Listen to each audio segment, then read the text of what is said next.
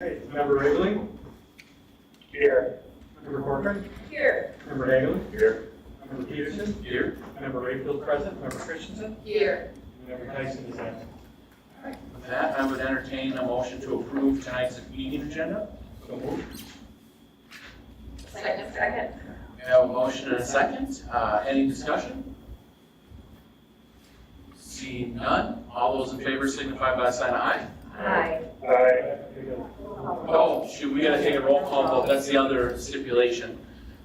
So that if one member is remote, we must do a roll call vote for every motion, so. So, Member Wrigley? Aye. Member Corcoran? Aye. Member Hagelin? Aye. Member Peterson? Aye. Member Rayfield votes aye. Member Christensen? Aye. We'll move on to agenda item 4, scheduled and unscheduled visitors. I see no green cards, listening session. We had 2 visitors tonight. It was a pretty quiet night, but mostly some questions regarding the status of the leadership at the bus garage. Superintendent Massey said that's something she cannot comment on this time, but they, member who spoke did express that the drivers are happy with the interim leadership down there and everything seems to be going well so far. And we discussed a little bit of the status of the drivers in training. There's 7 in training now. Superintendent Massey said 13 more needed to have a full slate for the year. We are so far a net gainer, which is good news. And then talked a little bit about the opt-in, opt-out. It sounded like there was about 70% of families who have responded so far. That's all I have.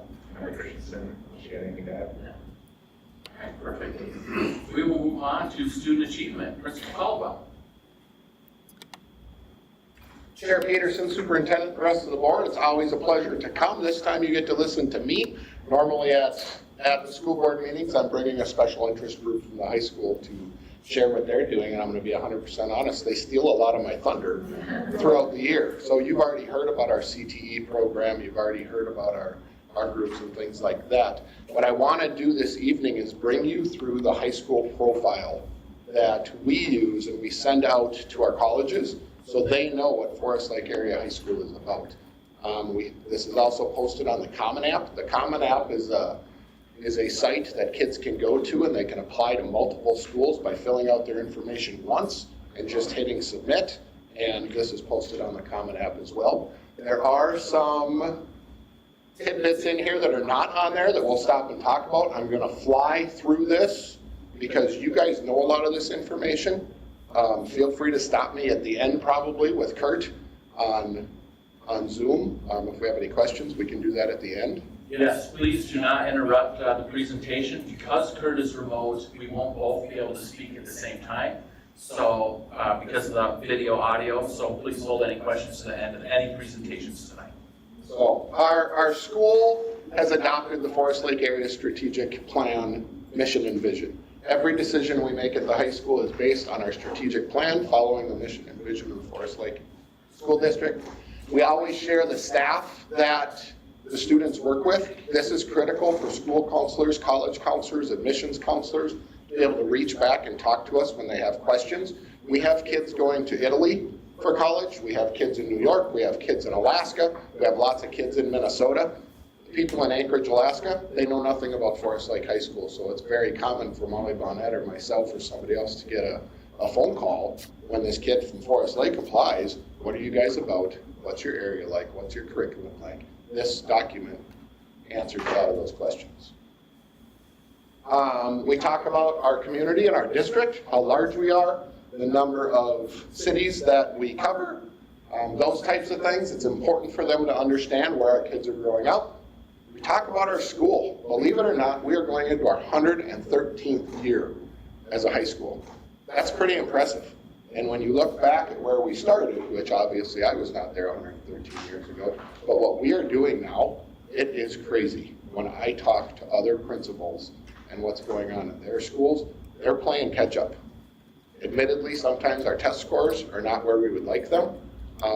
We're working on that, but the education that our kids are getting here at Forest Lake is broad, and they get experiences in all kinds of areas. Our educational plans, this is based on this year's data, our 23 grads. We have 49% of them going to a 4-year school, 18 to 2-year, 5 into apprenticeships, 5% in the military, and 23 are taking a gap year. More and more kids are going straight into the workforce. I would want to dig down into that data a little bit. Some of those kids that are reporting work are actually being trained. They're going to Team Vangit. They're not going to school. Team Vangit will send them to training after a year. Polaris does the same thing. Our top 5 schools changed a little bit. Dr. Massey, you'll notice St. Cloud State is not up there this year. They've been up there for the last 4 or 5 years as one of our top schools. Right now we have Century College, University of Minnesota Twin Cities, Mankato, River Falls, and then Duluth.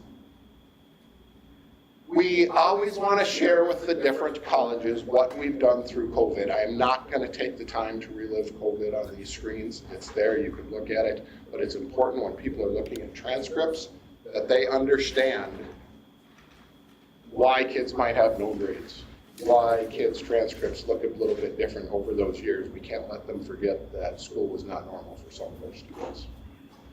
Our academic program, it's important for them to know that we're a comprehensive program. We're not just about core. We have lots of CTE, we have world languages, we have occupational relations, we have all kinds of things for them. Our grading system, this is always the debate. Do you post weighted grades or unweighted grades? We choose to post weighted grades on our transcripts. For years we heard, well, don't post weighted grades, the colleges are just going to unweight them. Finally, we had a conversation, I think it was with the University of Minnesota, and they said, whoa, wait a minute. Do you honestly think colleges are going to take the time to unweight your grades to compare apples to apples? They don't know how we weighted them. They don't know what that weighting scale is. They don't take the time to weight them. Number one factor to get into college is GPA, followed by the rigorous courses that you took.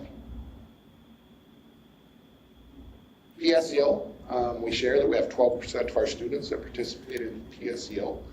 I'd love for that number to go down, to be honest with you, because we're going to get into this here in a little bit. Our Ranger U. Okay, here are our graduation requirements. On the left is our current. On the right, 24-25, there's a little change there with science where we took an elective away, added it into our electives, and made some other minor adjustments. That's subject to change, as you guys know, with the current state legislature stuff that just went through. We're still waiting on clarification of those half-credit courses, year-long courses, so that will be updated probably within this next year. We have 18 AP courses, and we're adding to this all the time. New this year, we have AP Pre-Calc. So our Pre-Calc now is an AP course that kids can get credit with. Our AP students that take the MCA test are getting exceeds every single time. There's no reason why we're not going to see that on the AP test as well. Microeconomics was added this year. We have AP Seminar and AP Research, which is under the little stop sharing icon there, that we have on the books but will not be offered next year. We're looking to offer it in 24-25. 28 concurrent enrollment classes. This includes all of our CIS courses, and this includes our courses with Pine Tech and Century that kids actually receive college credits. We're adding to this all the time. And just as exciting is we have 12 certification programs. Kids can come through ready to be a vet assistant, EMT, business, Adobe, OSHA 10. We cover all of our career pathways with certifications. Constantly looking to add those as well. Describe what you mean by Ranger U. Ranger U is all of our college or certification bearing classes that kids can take and earn college credit or a certificate. We've added the certificate piece into there. They're denoted in our registration book. They have a certification symbol or a Ranger U certification. You get the certification. Ranger U, you get the college credit. College credit that is applicable if you transfer that into your college. The difference between AP and concurrent enrollment, AP you have to pass the test. And that's always our argument with our students is, why would I take the AP class when I can go take the college level course and actually get the credit? What kids need to understand is when I take that AP test, I choose whether that score goes in or not. When I take the college level course, I have a college transcript that potentially can be transferred into your college, reducing your GPA at the start, unless you're lucky enough to get an A. Standardized test scores. The AP data will not be out until July 5th. Originally, we thought this presentation was going to be after that. Those are last year's AP test scores. We've seen those before. Our ACT is still above the state average. Our ACT is very flat. We're going to talk here in a little bit about some things that we want to change to see all of those, including our MCA test scores, go up. Demographics, we're not going to spend a lot of time here. It's important for our colleges to know what kind of kids are our kids going to school with. Is this an all-white school? Are we diverse? What do we have going on? It's also important to know our poverty level, special education, and all of those things as well. This is where I do not share this with colleges, and this is where we're going to jump into what's coming next for the high school. This is our grade distribution data from last grading term, so second semester. We dial down into this data all the way down to the student level when we're giving it to teachers. This is the overall general level, and just by looking at that, one thing that pops out to me is our sophomores are underperforming all of the rest of our grades. They have less A's, they have less B's, less C's, and then more D's and F's. If you think about it, the sophomore class, that was a class that was really affected by COVID. So what do we need to do as a school? We need to dig in. What interventions can we continue to put into place to support those students as they come through? Next steps. Our goal is to see a significant increase in our graduation rate as well as our standardized test scores within the next 3 years. In order to accomplish that, and Dr. Massey and JP have been pushing all of the principals on this, we're in the process of creating a 3-year continuous improvement plan that's not going to stop after 3 years. It's always going to be looking out 3 years. We're going to be concentrating on our secondary instructional framework, specifically reading and math, diving into content area literacy. I had the opportunity to go to a workshop with 10 teachers this week, and I went to several sessions on literacy, and every one of them said, literacy is the one thing that will turn your school and your school district around. If our kids can read, if they can summarize, and they can write, they're going to be successful. The other piece that we have to double down on is collaboration, and not collaboration of just the administrative group.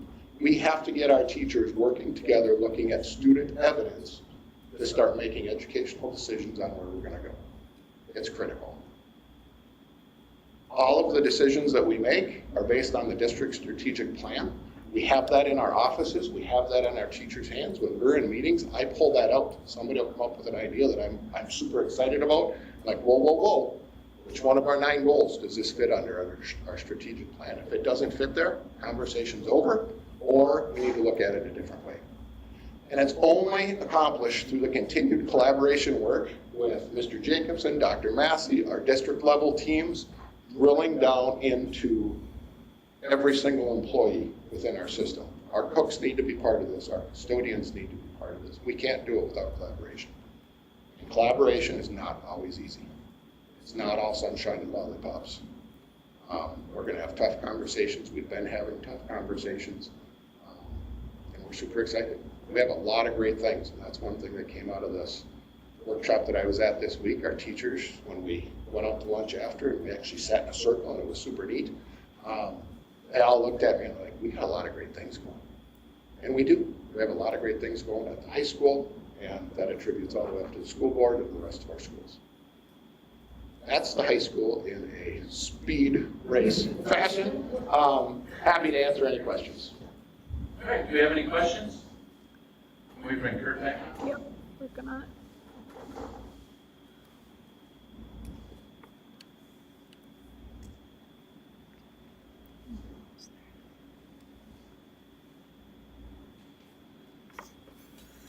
Hi, Kurt. Any questions? Okay. The only question I have was certifications for OSHA. Mm-hmm. What is that? Through Mr. Miron's program and our career launch program, he puts the kids through an OSHA 10 certificate, which is safety and things in the workplace. So when kids go in and they get a job at a manufacturing place, they already have that certificate. Now, most places have their own safety training, so they're going to make them go through that, but they're going to fly right through those OSHA 10 things that are required in most manufacturing. Did I get that right, Jeff? Yes, yes. And there's actually two types of OSHA. There's a construction OSHA and an industrial OSHA. And I'm assuming it's the Ours industrial. is the industrial, and as you guys may or may not know, it's really hard to get into the construction trades. There is a grant out there available that we are looking at right now, that if we do get that, it's gonna be a lot like our DLI grant that will allow us to push into the construction industry. And that's exciting. Thank you, that's interesting. I just have a question. Can you talk a little bit more about the importance of the AP classes? Because I feel like maybe if you don't have kids that have taken them before, if you're not familiar with them, Right. it's just, Yeah, no, any of our college level courses, and we have entry level AP courses that are at 9th grade. Our test scores are not the greatest at 9th grade, and I'm always reminded by our upper level AP teachers that, look, that's their first exposure to a college level rigorous course. And for a lot of our kids, it's shocking. And we talk to our parents at orientation, we talk to them every year about the importance of balancing your schedule. It's not just about taking things that I'm super excited about, and I'm passionate about this. You have to balance it with that academic rigor piece, and if you don't push yourself there, how are you ever going to be successful in the college?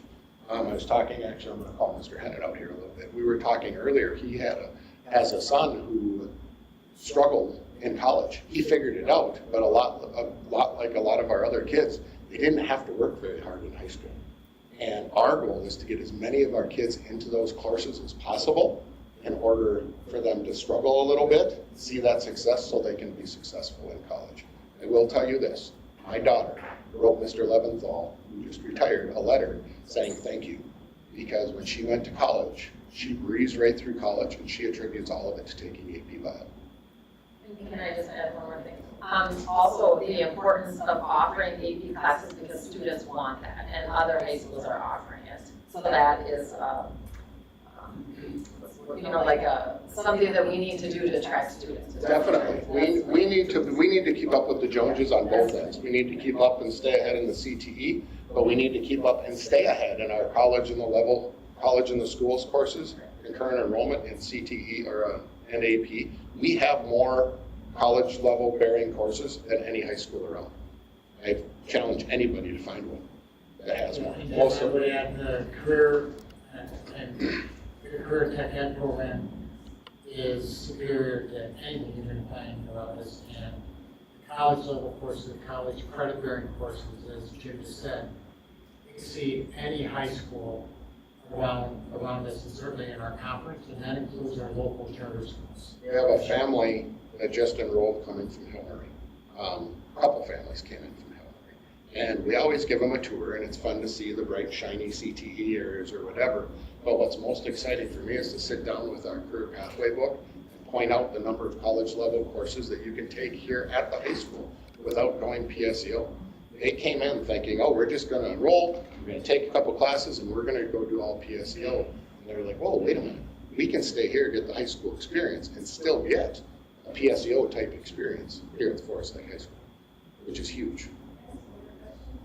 Oh, so I know, I thought 10th grade was the first year. Is 9th grade being able to take it out because they're at the high school? Or Yes. when did that just start? When 9th grade came in, we thought it really important to get a couple classes on the books that they could take. Yeah, because it's a great, it opens your eyes to what's out there. Yeah, that's great, thank you. Any further questions, comments? All right. Thank you all. Thank you. Thank you. We will move to positive happenings. Anyone? Member Rayfield? Oh, we had a fantastic graduation night. It was just like it is every year, but it was just such a beautiful night.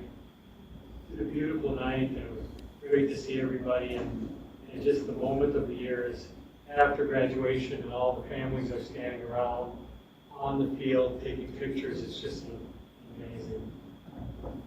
amazing thing, and it's just really nice to be a part of it. Anyone else? I could just echo that, because I look at the stadium, and it's just filled with smiling parents and families, and both sides of the side. Yeah. Last year was only like, the visitor side was pretty empty. This year, they were both full, and all the people around the fence line.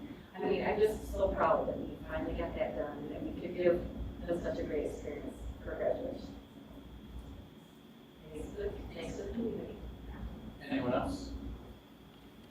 we participated in the state track tournament, which was fun. A lot of fun. Forest Lake did fairly well. I don't want to quote it because I don't remember exactly where, but it was pretty high as a team. And then my son, I think he was 85th in the state or something overall, which isn't bad. So, yeah, it's great. Anyone else? Seeing nothing, we'll move on to the superintendent report. Dr. Massey.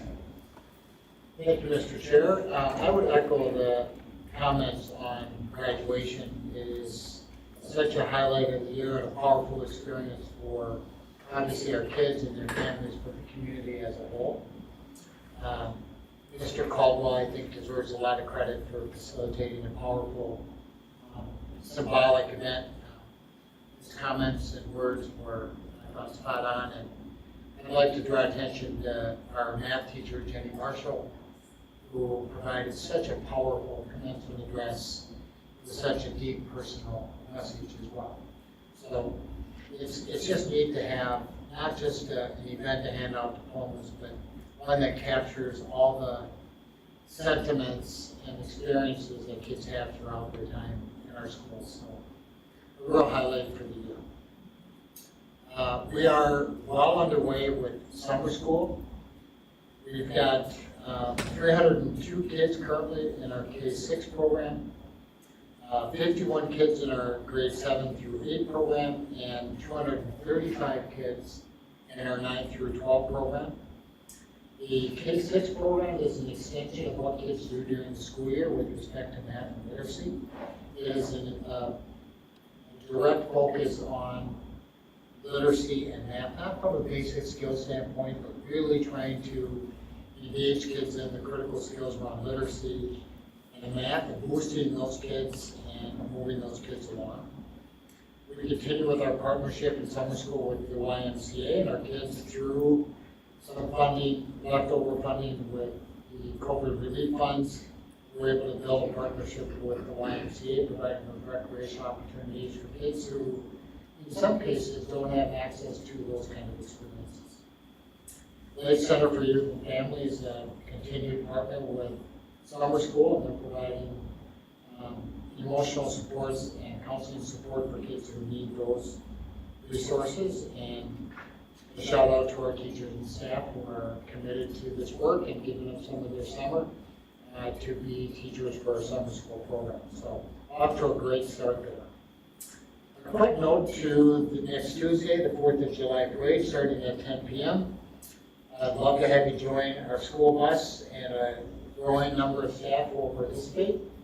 If you are available at that time, we'll be led by our Grand Marshal Sam and Sandy Husnick, who will be our Grand Marshal for the 4th of July parade. Sam is our City Council rep to the school board, so congratulations Sam and Sandy for that honor. That's pretty cool.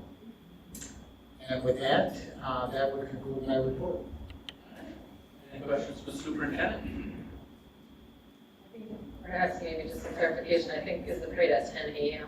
What did I say? 10 p.m. That would be kind of like 10 a.m. That's Fireworks is, yeah, exactly. It's the fireworks. You can do what you want for the fireworks. Parade's at 10 a.m. and we'll meet,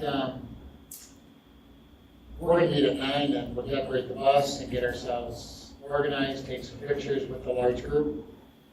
And this year we're right behind the marching band for the first time ever, and it'll be fun to be following that group of kids.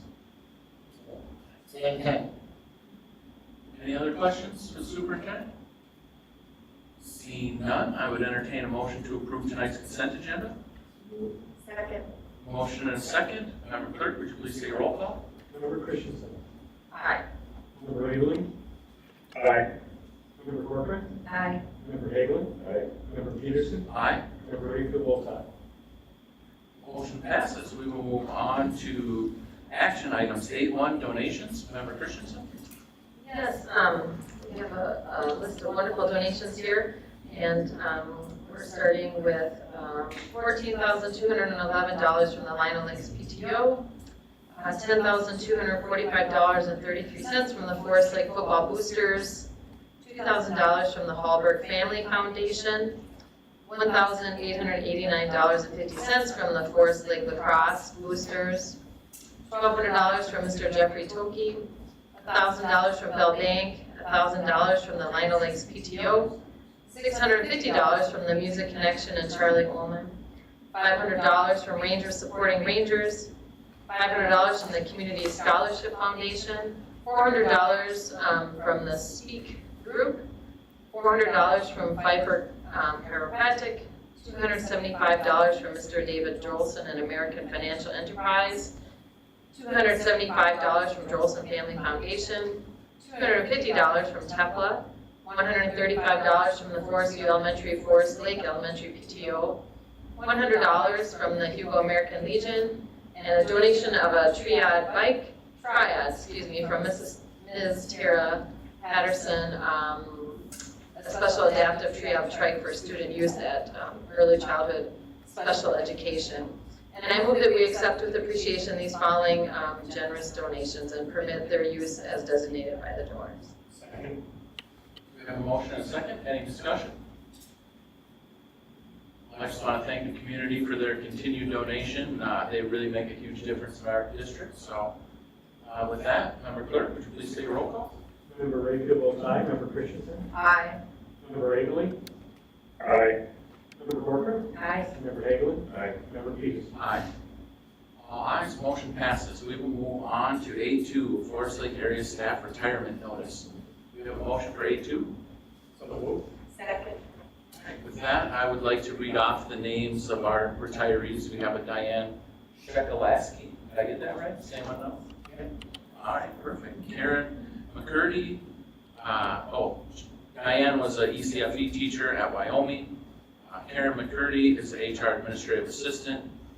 Marilyn Reynolds, a Technology Specialist at Columbus. Scott Peterson, custodian at Forest Lake High School. And Deborah Tyson, Cook Manager at Lakes International Language Academy. And we have a total of 101 years of experience walking out the door with those retirements. Is there any further discussion on the retirements? Just wanted to tell everyone to have a wonderful retirement. I know Karen's been with the district for 29 years and has quite an accomplishment, and she will be great with this. Any further discussion? Seeing none, Member Clerk, would you please take a roll call? Member Peterson? Aye. Member Rayfield votes aye. Member Christensen? Aye. Member Eagley? Aye. Member Corcoran? Aye. And Member Hagelin? Aye. We will move on to A3, interviews of students by outside agencies, policy 504. Dr. Massey. The purpose of this policy is to establish the procedures for access to students by authorized individuals during the school day. You'll see here the addition of item C under section 2, which reads, students shall not be taken from the school district property by law enforcement or by local welfare agencies without the consent of the principal or designee and without proper warrant or court order or other permissible authorization.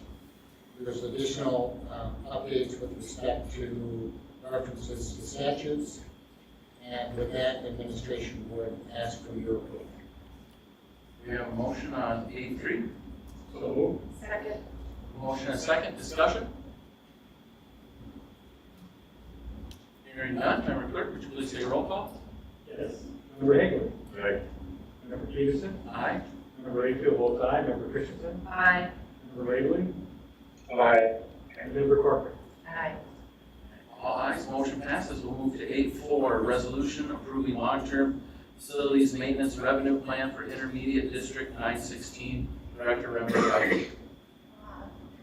Thank you, Board Chair. Good evening, members. Tonight, we're looking at the Minnesota State Legislature establishes the long-term facilities maintenance plan. And so the first thing we have up is our 916. So we belong to 916 as an intermediate district. And so their portion of their LTFM plan, their total LTFM plan, $431,950. Our portion of that is $27,590. And so we're asking you tonight to go ahead and approve that portion of their long-term facility maintenance plan for our 916 partner. With that, we recommend approval of the resolution. We have a motion to approve A4. So moved. We have a motion and second. Discussion? Can you bring Member Eveline back up? I don't know.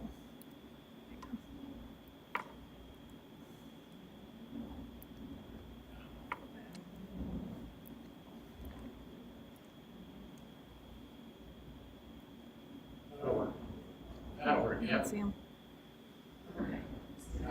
So we are under discussion. Member Eveline, did you have any questions, comments? I do not on this topic. Okay. Anyone else?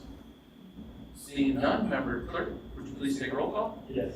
Member Corcoran, Aye. Member Haglund, Aye. Member Peterson, Aye. Member Rayfield votes aye, Member Christensen, Aye.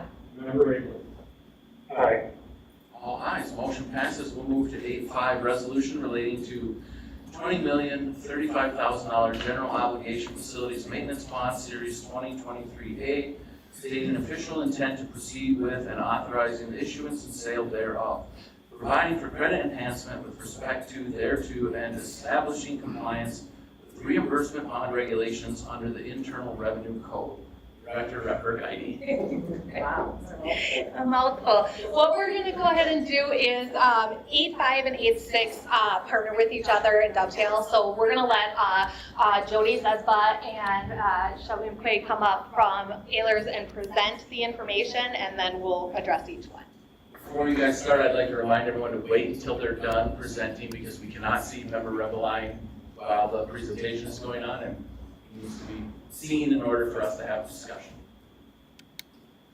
All right, thank you. Great to be here again. I know that we've talked about this topic in various committee meetings and board meetings a number of times, so we're just going to go through some information that will probably be review for a number of you, but maybe some new concepts for some too. So just as some background information, one of the first things that we wanted to talk about were some of the benefits of the bonding and levy program. So in the long-term facilities maintenance program, you can finance projects through a combination of both of those sources of revenue.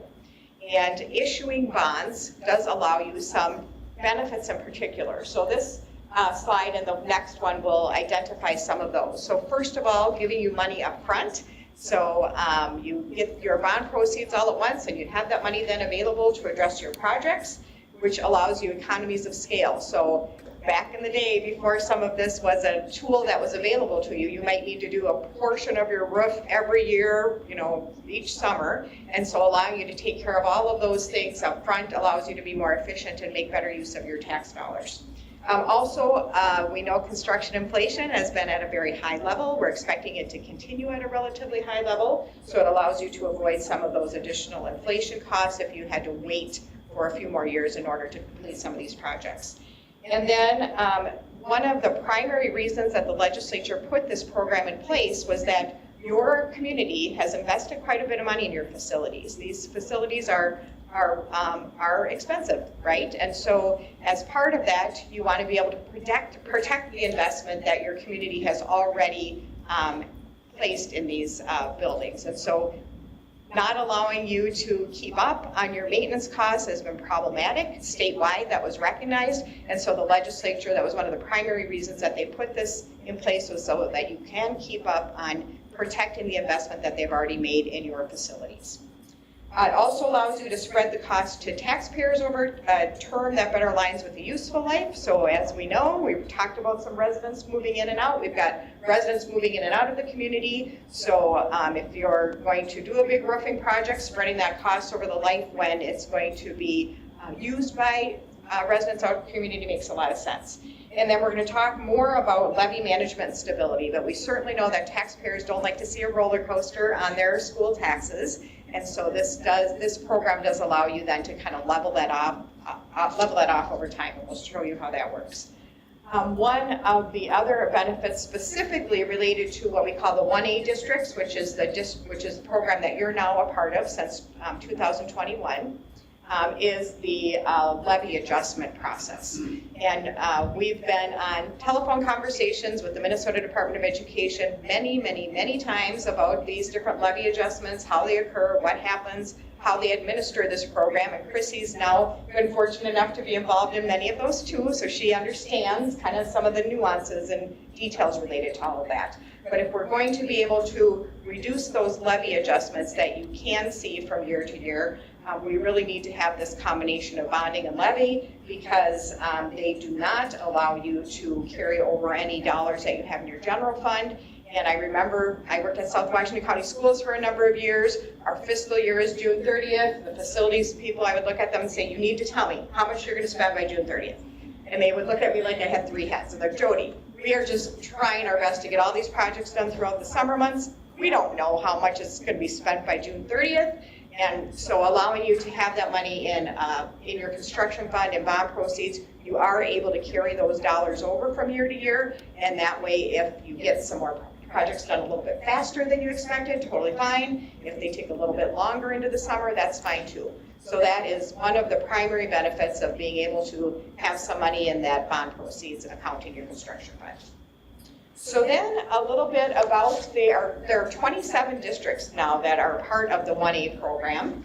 And you'll see what we have listed here is the districts that are currently using this strategy of bonding and levy. So that first, the left-hand side of the chart are the districts that we work with. So we're very familiar with each of these school districts and what their plans are and very intimately involved in their long-term planning every year and throughout the year.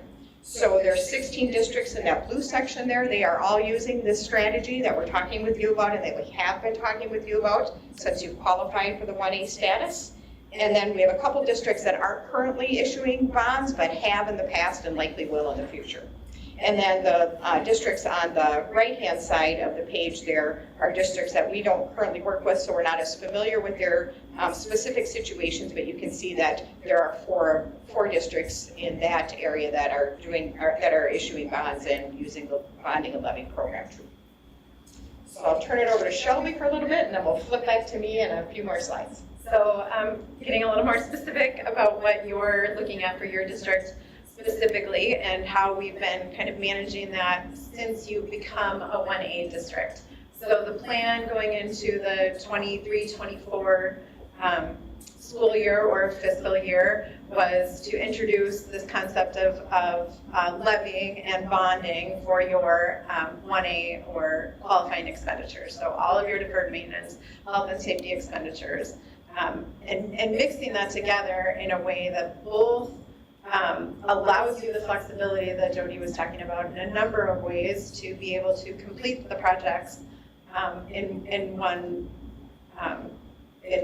bid, really, in one construction bid. So you're not doing a roof at a time, but doing that and knowing that you're going in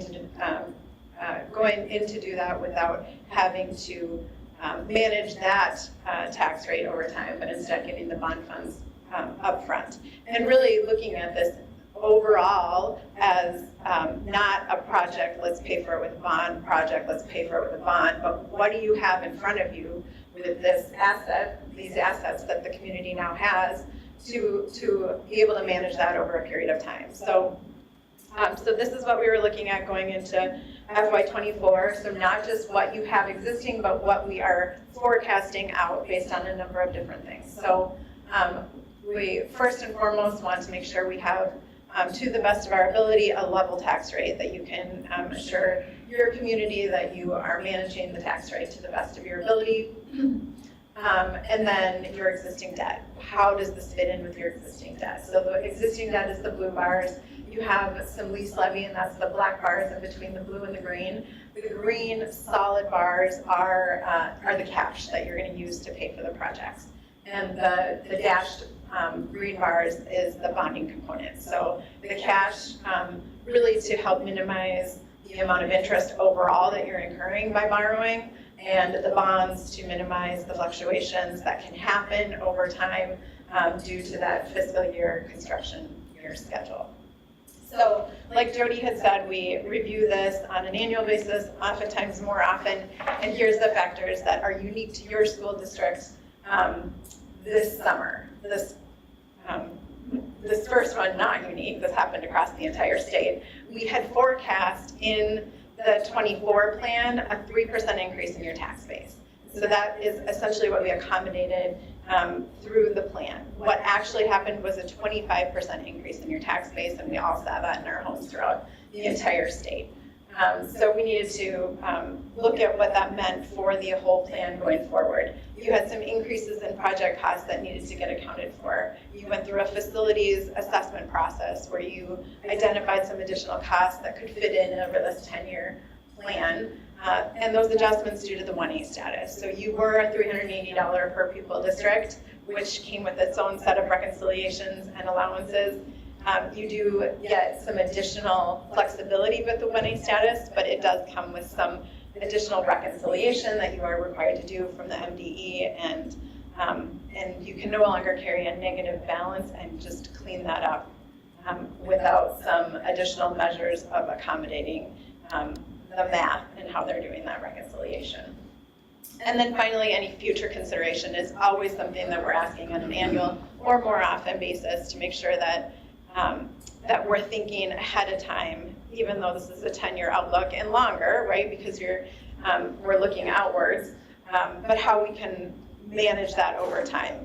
So here's the proposed plan for FY25. Costs have now gone to on average $10 million per year. You can see in fiscal 20 or in taxes payable 23 that dip from where that top bar was in taxes payable 22 to 23. That's our increase in our tax base. So that came as tax. We held the levy relatively constant. As the valuations increased to keep that same levy, the tax rate dropped. So that's what happened in that big increase, and we saw it especially all over the metro in this particular plan as we were looking to those. We're trying to be conservative in our estimates too, but 3% when 25% increase happened was conservative. So so you can see that dip happen there. The increases in the average cost to $10 million, and then continuing to see how we can fit that in and maintain that level tax rate over time with that mix of bonds and levies. And again, you can see the bar for the general fund or the cash component of how you're going to achieve your projects is really large in the near term, and over the long term, we're fitting in 4 additional bond issues with that. So those are the dashed bars going forward. So you can see that's not a 20-year term for each of those bonds, but instead we're issuing out, and we have our last issuance planned in 2031. So each one of those bonds is relatively short. And again, that goes to minimize the overall interest paid by the district and the district taxpayers, while still making sure that we're not bumping up tax rates and without voter approval unnecessarily. You can see there is that increase back into 24 to not to the level it was in taxes payable 22, but to a smaller extent. So this plan does include the $20 million bond issue that is in front of you tonight.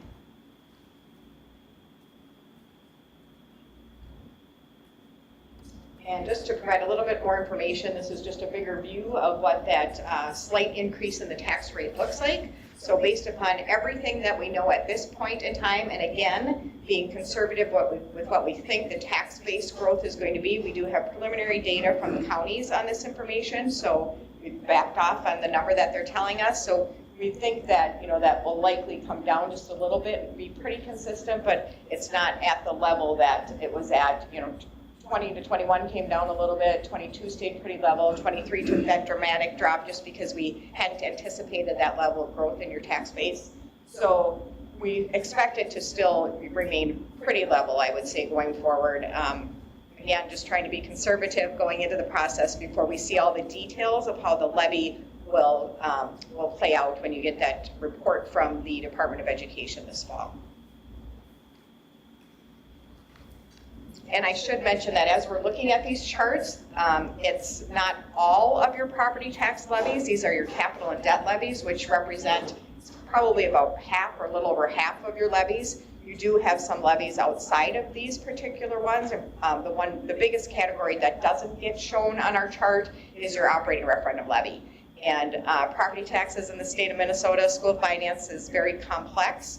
but on the operating referendum, that's spread on a totally different tax base, so we really can't mix that into this chart, and you collect about $6 million of your operating referendum and levies each year, so that's the biggest thing that you're not seeing on this chart. So just know that's not your full total school tax picture, but the majority of it and the larger levies. So in terms of next steps, tonight you do have the bond resolution before you. You also have the approval of your 10-year plan as an action item following that. We would then submit all the information, or Chrissy will submit all this information to the MDE, because they have to give approval on both your 10-year plan and on the issuance of the bonds. So they go through a formal review process on everything once you approve it, and we are not allowed to move forward on the issuance of bonds until we get that approval back from them. So those will be the next steps. Tonight's an important action item, just because in July they tend to get most of their 10-year plans from districts, and there's over 330 districts in the state. So once they have that volume of plans to get through, the whole process kind of comes to a screeching halt. So we're hoping, we've got some other districts who are planning to bond relatively soon. They're all trying their best to get their plans submitted this month so that they can kind of get ahead of that volume that gets submitted to the department in July. And you do have a notice of intent that was also provided to you. That needs to be published in your paper like you've done before. And so that's been provided to you, and Chrissy would take care of that too, just as soon as you move forward with the bond issue, should you choose to do that tonight. I think that's all we have kind of for the background and updates, and happy to answer any questions that you might have. All right. Do we have any questions? Member Hagman. You made mention of increases in project costs. Can you elaborate on what the project cost increases were and what drove those? Yeah, and I think Chrissy may be better prepared. We do have the facilities assessment that was done. I don't think the district had done a formal assessment that I'm aware of, so I think it's probably a more realistic picture of what it is costing to maintain the investment in your facilities. So we have our 10-year LTFM plan, and so about every 6 to 7 years we do a whole system review of it, and so we did that back in 2018, and then now we redid it with Martin Pepsner this year, and we talked about it at the Buildings and Grounds Committee meeting, all the work that they had done. And so with the increased costs of the construction that will happen and the bids that will go out for those, they redid the numbers for the projects that we were anticipating at this time. We do also know that just in general, our project costs have gone up in the areas of, at the sports center, we know we've had some adjustments in that just based on what we need to purchase. Although we bid, there's still some things that come through as part of the watershed and other things, so we see increased costs in that. Was there one project in particular that drove the cost higher, or what were the projects? Off the top of your head, is there 1, 2, 3 projects? So are you asking, so our LTFM is currently negative, correct? Right. And so you're asking why is it, what projects drove it negative? So I would say that I can't say a specific project that I'm aware of that caused it to be negative. I do know that, we had been planning several projects as it went through, and I know it was before my time, and I'm trying to think through if there was not a specific one project, I will tell you that. And I would not say that's unique to this school district. I think all of the districts that we've talked with have had to increase the amounts that they previously had included in their plan, just because, just due to the nature of the rise in cost of inflation. So just to accomplish the same projects that they have been planning all along, they've had to increase those cost estimates, and those are reflected in plans, I would say more so this year than ever. And also one step that we took at the sports center specifically was looking at contingencies. So each construction project needs contingencies, and we've seen those grow over the last 5 years significantly. And again, those codes that they go through when they're looking to finish the projects and get them approved. And so with that, sometimes there's just needed changes from the specs that we get to make sure that it fits to that code. And so we do know that contingencies are an area that we've worked on making sure that we have enough of. So that's, Rayfield? So this amount is kind of based around the long-term plan, what we envision for for the next 10 years, right? Of what we need to be doing in this district to keep our buildings in good condition. And let's say we get a once-in-a-lifetime earthquake, right? And we see structural problems in a lot of our buildings, and then that changes how we need to think about, just in general, what we can envision happening and what really does take priority. How do we make adjustments to that, or is that just separate? I would say that overall, we have, right now, this issuance is really about our boilers. So we have some of our bigger ticket projects that we have within this. And so we have gotten that done through the 2015 bond issuance. And this is kind of the last big projects to be done. And then we'll really work on maintaining a lot more things than that. Overall, we would count on insurance and a few other things if catastrophic things happened. But really, in the project world, when we look at that listing, our boilers at the Ed Center in the high school are a high ticket item that you can't accomplish all at once without this kind of program. Yeah, I think catastrophic is maybe on the other side of it, but there's districts utilizing this program that now need to go to their voters for all of the things that cannot be covered in LTFM. So they need to shake up that level tax rate with a big increase for new schools, big additions, total reconstruction of how they're going to teach. And so that flexibility and that cash bar really allows you to maybe shift everything else into bonding to be able to accommodate a lot of changes maybe in your to fix earthquake problems. And so there's flexibility within it. I picked a bad example. I should not pick the natural disaster. Yeah, I would say that overall, the plan is quite flexible. We revisit it at least, at a minimum, we revisit it each summer, but we revisit it throughout the year as things change too. So that's the beauty of it. Just a couple of context pieces. And those of you that have been on the board for a while will recall that in 2015, when we passed our facilities bond that improved all of our projects at about $148 million, previous bond referendum failed, and we identified $180-some million in need. We passed ultimately at $148 million. Those needs didn't go away, and they resided and still lived in our district. Boilers, other projects. This is a tool for us now to circle back and pick up those projects that are becoming more dire as time has gone on. Additionally, we heard loud and clear from the community at that time through questioning around how did the building, the district, become in such dire need of this level of a bond? Why are you not taking care of your buildings as you go? This is a very effective tool, now more readily available to us through in A1 district, to do this ongoing maintenance as stewards of the resources that we maintain for the community in the district.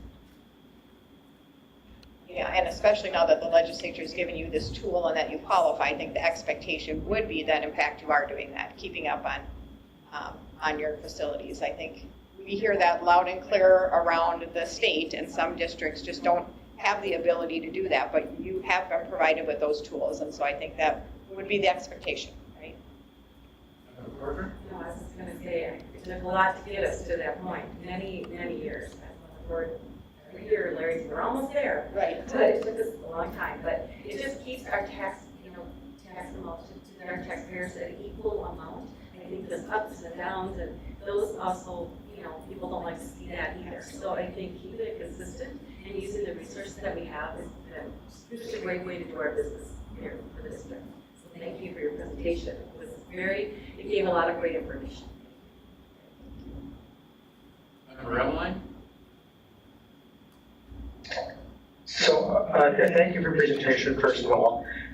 And I had a question here. Are 100% of these proceeds dedicated to maintenance projects? They have to qualify within this program, and that's one of the things that MDE will review when they get your plan too, is to ensure that they meet the criteria that the legislature established for these funds. Okay. How does this differ then from the last voter approved bond and why follow this process rather than that process? How do they compare? Yeah, so your needs that you had back then, some of them did not qualify for this program, so new construction, not a penny of new construction can be spent as part of this program. And at that time, you didn't qualify as a 1A district, so you may have been addressing some of your, many of these types of projects through that ask. And as Dr. Massey said, I don't think you were able to, get approval for all of them, of course. You had to prioritize. So that's kind of the difference, is that at the time, you didn't have the ability to take advantage of this program like you can now, and like the other 26 districts do. There are definitely more restrictive guidelines as part of this program.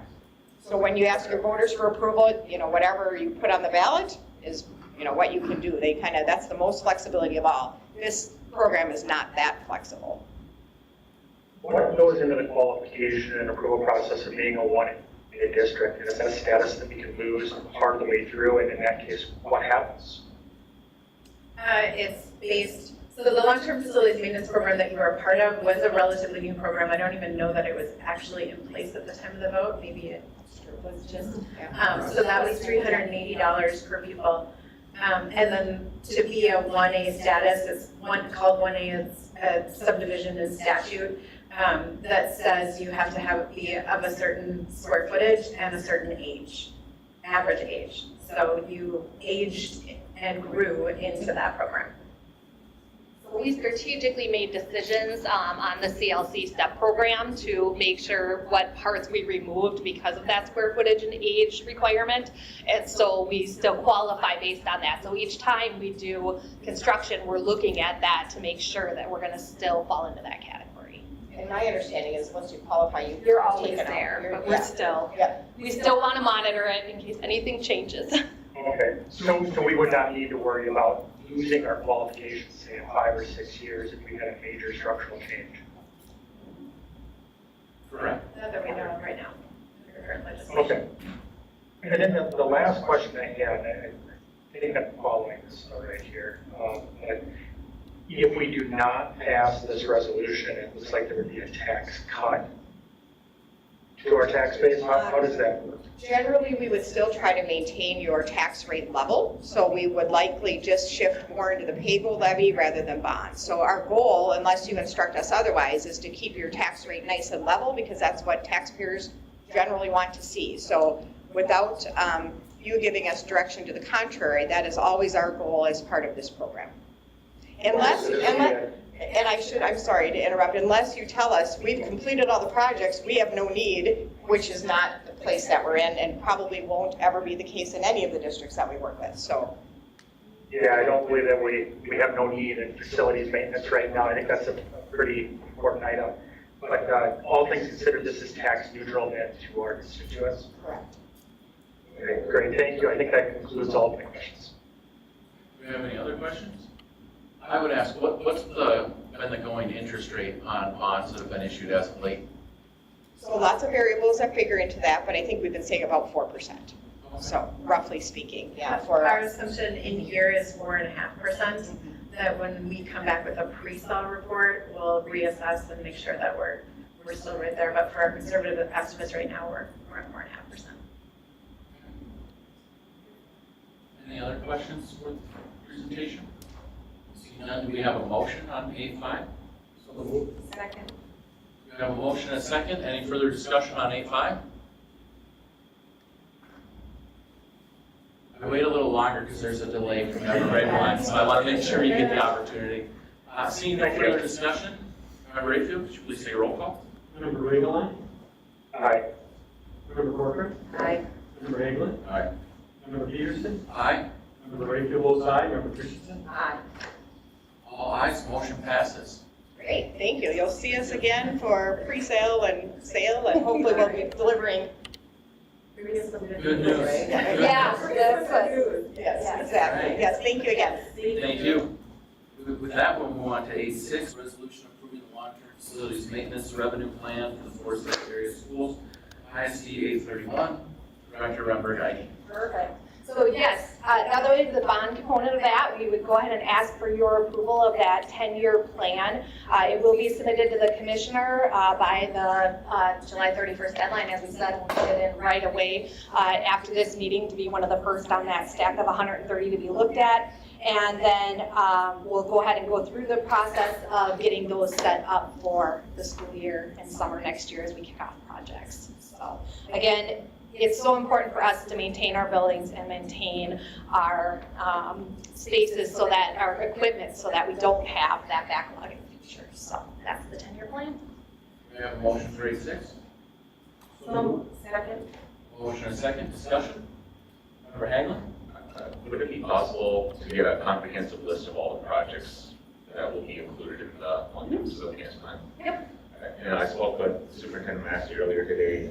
We had a phone call and discussed about having a meeting where we can present this so that it can be open up to all comment before it comes to the board for a vote on. And I think that's something maybe in the future we should look at doing, is that the public is aware of what we're going to be accomplishing in these maintenance projects. So if you could provide that, it'd be helpful. Do we not present these to the Buildings and Grounds Committee? Yeah, typically we do. We did not have all the details in. We talked about the boiler system, the HVAC. We've gone through them in the Buildings and Grounds Committee. Yes, we did not have the exact list. One of those meetings together, so it'd be good for the board and for to have public comment or open to the public to see. Will this be posted on the website? Huh? This information be posted on the website? Yeah, in the business area. So once it's approved, and we go through it, it gets. The plan does, which has all the dollar amounts. The details behind it typically is not, but again, we Can can. people can request it if they like? 100%, yes. Yep. Any other questions or discussion on the motion? Seeing none, Member Akin? I just want to say thank you for all the work you guys have put into this. This kind of work is so critical. People really take for granted the buildings and having them in good condition, but they're really a critical part of the academic equation. And so I really appreciate, how much time and effort is put into getting this right. Any further discussion, comments? Seeing none, Member Akin, please take a roll call. Member Ridley, Aye. Member Corcoran, Aye. Member Haglund, All right. Member Peterson, Aye. Member Rayfield votes aye, Member Christensen. Aye. Motion passes. We will move to 8-7, second general fund budget adjustment. Director Renberg, aye. Almost done with me. All right, so we have our second general fund budget adjustment. We have been watching the budgets throughout the year, reporting to the Finance Committee monthly on our year-to-date spend.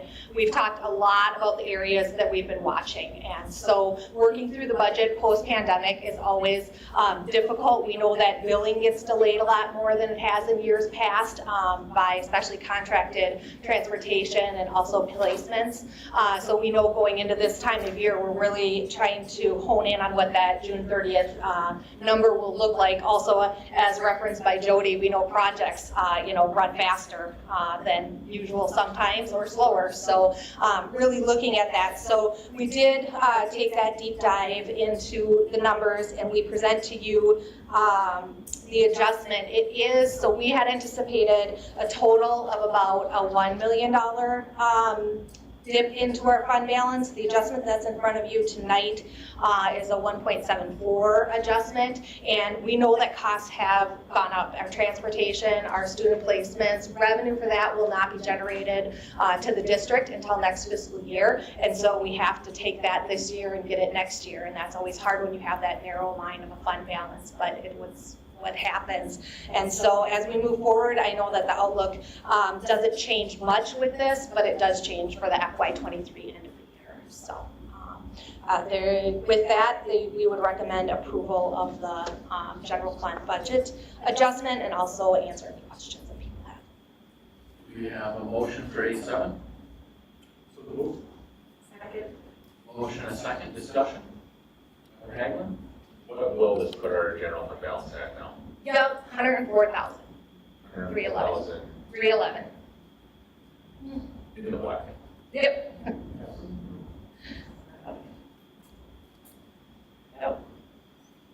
And you can see the urgency that this places on the conversation that we had mid-month with respect to additional state funding, commitment to fund balance, some special ed adjustments that will come during the year that will further support fund balance work, reimbursement on curriculum. So I think we're at a point where through those discipline efforts with respect to the funds that we have and how we allocate those funds and commit those to fund balance is going to be extremely critical. Are there any risks still with the legislature of unfunded mandates that, other than what we talked about with unemployment insurance, is there anything else out there that we don't know about yet? Family medical leave might be the other category. We're yet to see, and that really doesn't come into play for another year or two. So we'll have to watch that and monitor that. We're getting information and estimates from the business associations and my association, and it's unclear at this point. The biggest impact, as you indicated, is going to be the unemployment piece. We anticipate $200,000 in costs there, give or take, depending upon how the Department of Economic Development plays with applications for unemployment, folks that are making those applications, so on and so forth. There is $135 million over the next 3 years dedicated to support those costs. The $135 million won't cover statewide costs for unemployment.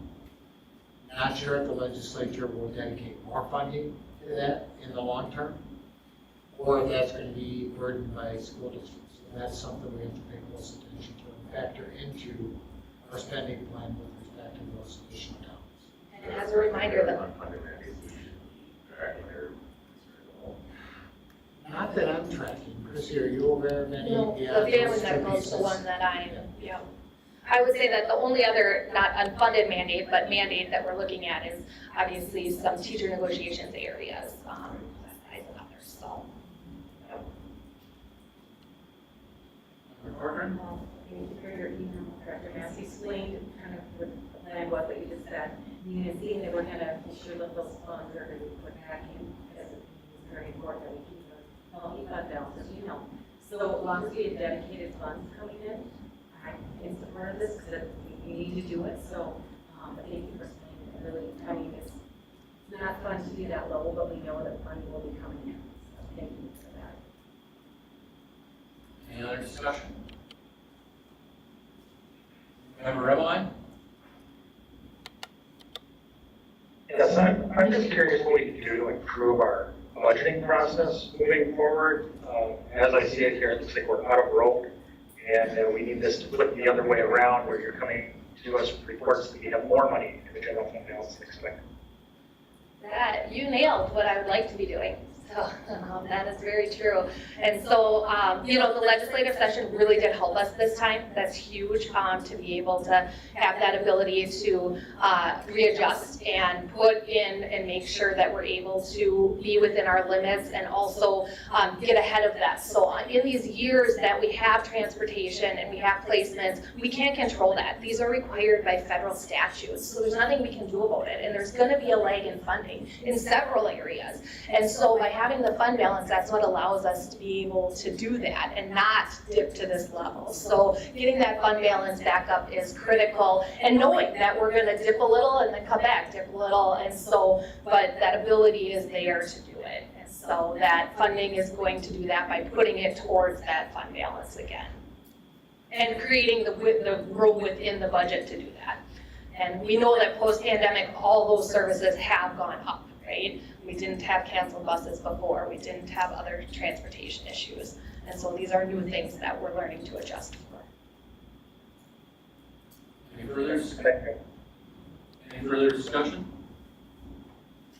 I would just like to say this would definitely be the lowest I've seen the fund balance in my tenure, and I don't think we want to see it again. So I think we need to ensure that we budget our way out of this in the coming years so that there's a healthy fund balance going forward, and we did discuss that at the mid-month meeting. Any other comments? All right. Member Rayfield? All right. Member Christensen. Aye. Member Edelman. Aye. Member Corcoran. Aye.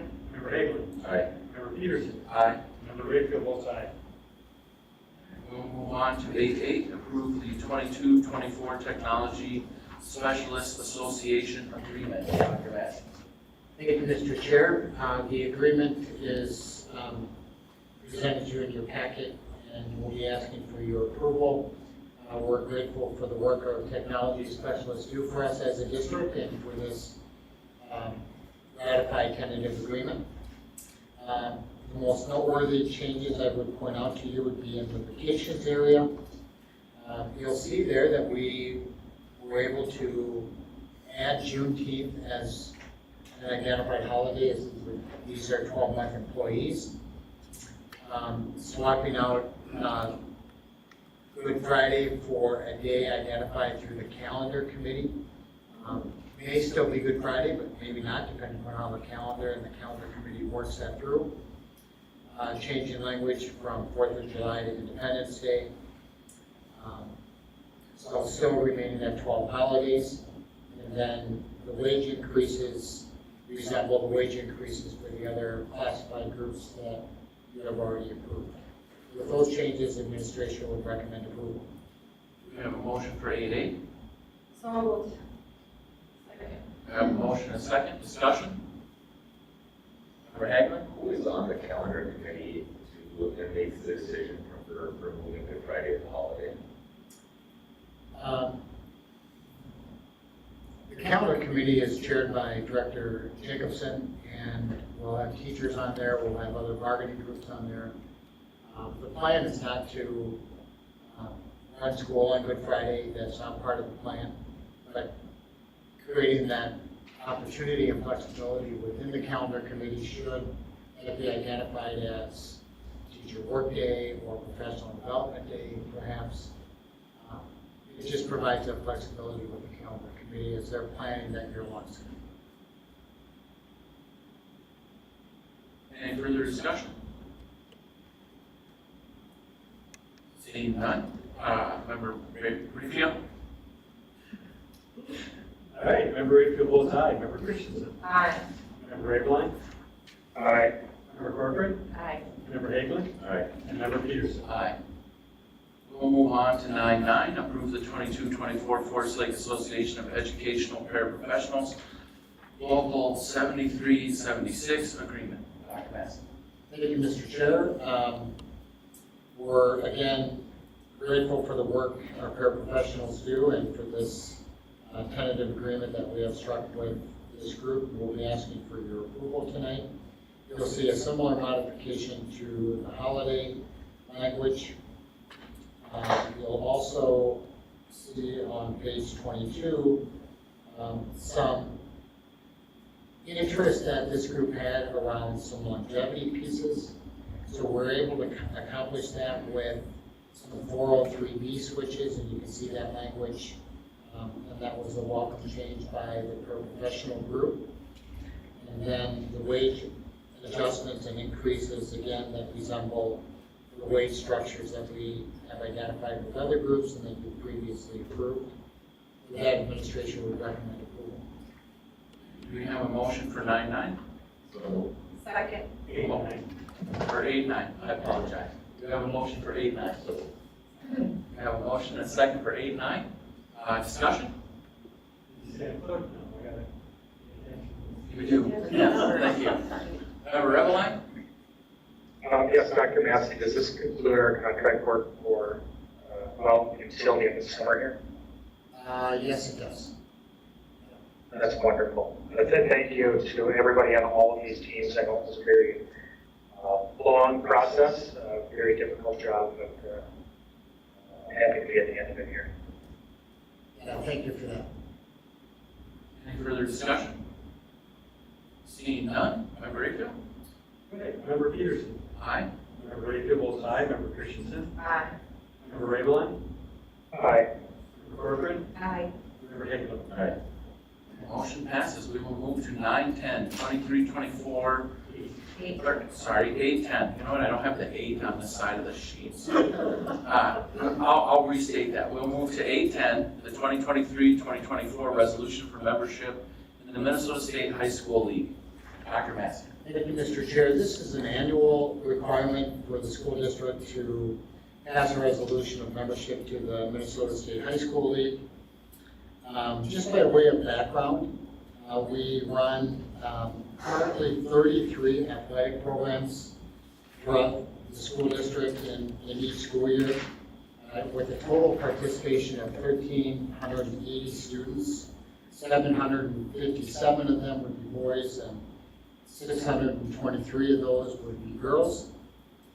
We run a number of fine arts activities as well under the State High School League, including band, orchestra, choir, speech, debate, visual arts, with 235 students participating in those programs.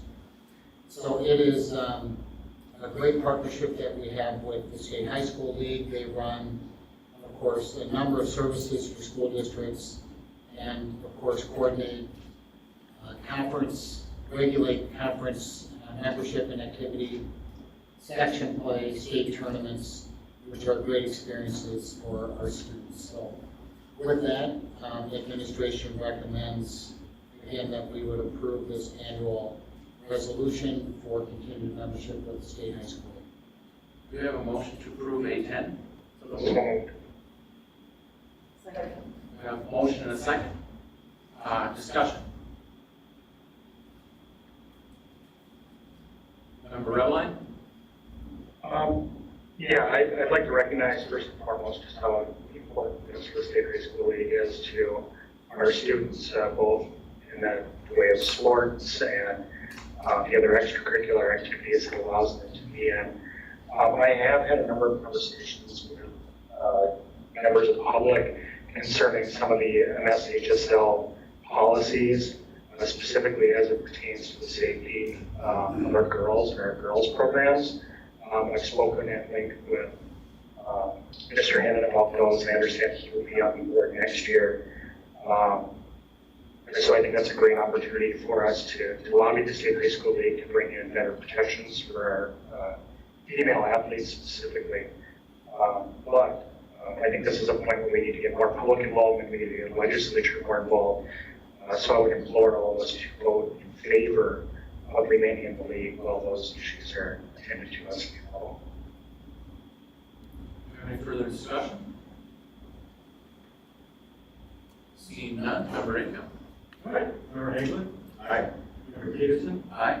Member Rayfield votes aye. Member Christensen? Aye. Member Rayline? Aye. Member Corcoran? Hi. All ayes, motion passes. Seeing nothing under new business, I review the upcoming calendar dates, and a motion to adjourn would be in order. So moved. Second. Motion and a second. All those in,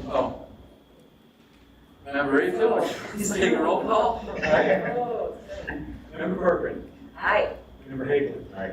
Member Peterson? Aye. Member Rayfield votes aye. Member Christensen? Aye. And Member Rayline? Aye.